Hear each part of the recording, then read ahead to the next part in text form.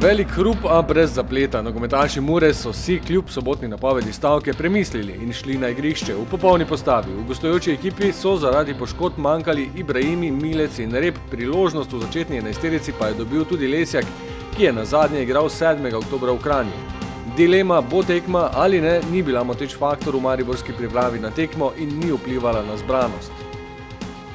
Mi smo zelo malo besed porabili na to temo. Zavedali smo se, da enostavno moramo svoje delo oddelati, ne glede proti komu bomo igrali, in tako smo se na tekmo pripravljali. Videlo se je, da so fantje pri stvari od samega začetka. Stavke ni bilo, je pa imela tekma nenavaden začetek. Domači nogometaši so v znak protesta ob vseh dogodkih najprej le stali na svoji polovici igrišča. Po minuti opozorilnega protesta črno-belih, ko so si igralci v vijoličastem solidarno podajali žogo in počakali na konec domačega odziva, pa je šlo zares.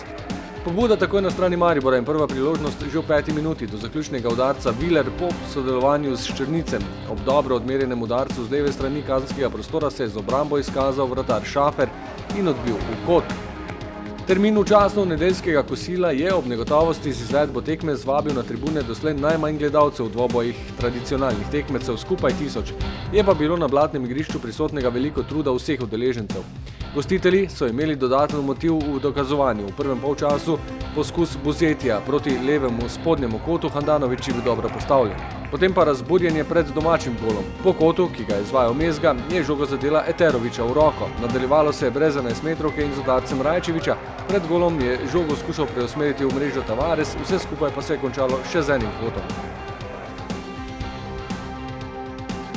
Na zahtevnem igrišču je postalo vse težje nadzorovati žogo, vendar smo videli nekaj spretnih akcij. Po kombinaciji kratkih podaj Tavaresa, Črnice in Lesjaka je Berić ob soočenju z vratarjem dosegel tudi zadetek, vendar je bil razveljavljen zaradi ofsajda.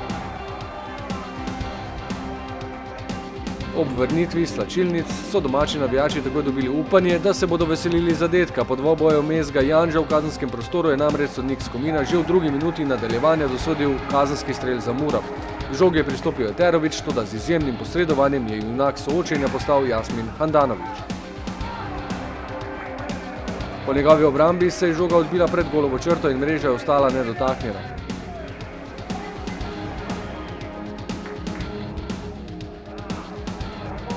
Prav tako kot ob naslednjem Murinem napadu, ko je do zaključka prišel Buzeti, žoga pa ob levi vratnici.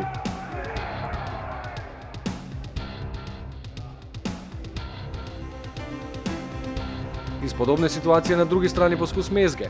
Žoga po udarcu z roba kazenskega prostora prav tako ob vratnici. Igra se je razživela po kotu in posredovanju Potokarja, priložnost za Muro. Žoga se je odbila do Jelića, ki je ciljal v zgornji kot, Handanović pa je znova z izvrstnim odzivom preprečil namero tekmecem. To je bilo obdobje, ko so grožnje prinašale prekinitve. Mezga je izvajal kot do udarca Komazec, a je žoga po njegovem poskusu zadela stranski del mreže. Se pa je že približevala cilju, kar je pomenilo uvod v učinkovito dogajanje v prihodnjih trenutkih, ko se je med 75. in 78. minuto mreža zatresla kar 3-krat.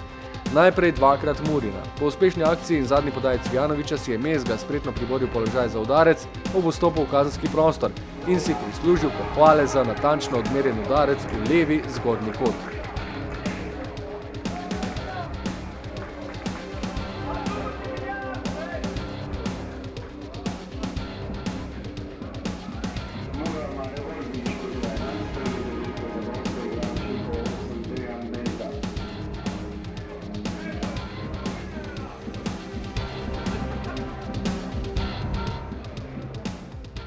Dobro, lahko pohvalim i Vilera, on je dobro isto odelao to da je z leve strane išao da mi napravi prostor in potem sam imao priložnost da šutiram drugi kot in zadel sam.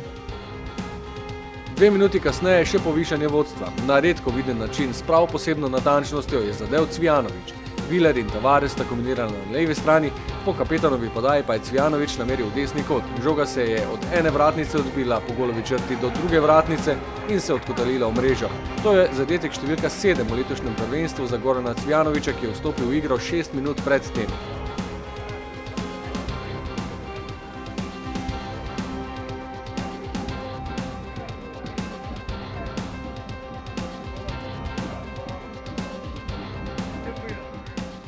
Kakšenkrat je dovolj tudi minuta, kakšenkrat pa je niti 90 minut, ampak dobro, malo sreče je žoga šla tam, kar sem si najbolj želel, se pravi v gol.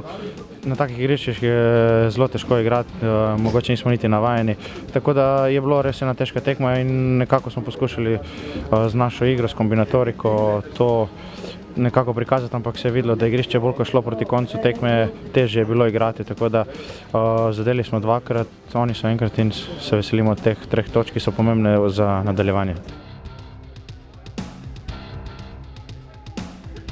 Revijo golov v 3 minutah pa so dopolnili gostitelji. Po podaji Kramarja je v kazenskem prostoru Bohar natančno poslal žogo v desni kot za končnih 1:2.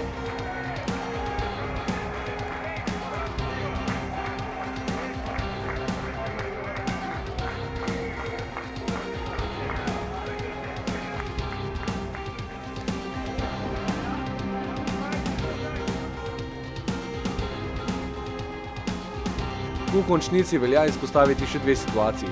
Priložnost za Maribor, ko je Berić po uspešni akciji podal na desno stran, kjer je pritekel Komazec, toda domači vratar je preprečil še en gol.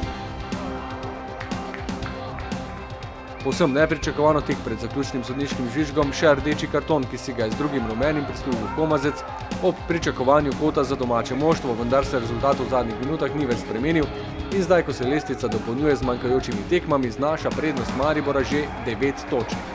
Nedeljska zmaga ob tem spoznanju prinaša dodatno pozitivno energijo pred novim velikim dogodkom v Ljudskem vrtu, ko bo v četrtek na vrsti zaključek tekmovanja v Ligi Evropa. Za tekmo proti Laziju je na voljo le še nekaj več kot 300 vstopnic. Skupnimi močmi bomo poskrbeli, da bo slovo od Evrope v slogu celotne sezone. Vijoličastno.